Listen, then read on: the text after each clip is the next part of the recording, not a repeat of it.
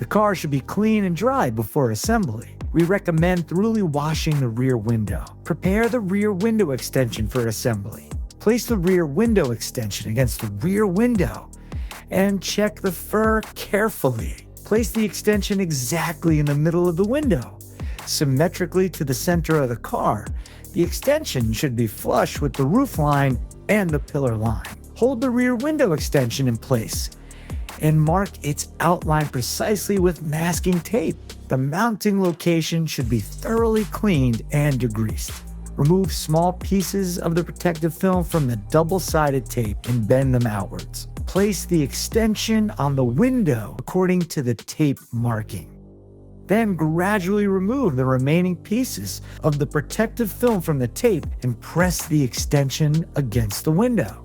Remove the masking tape and the protective film from the extension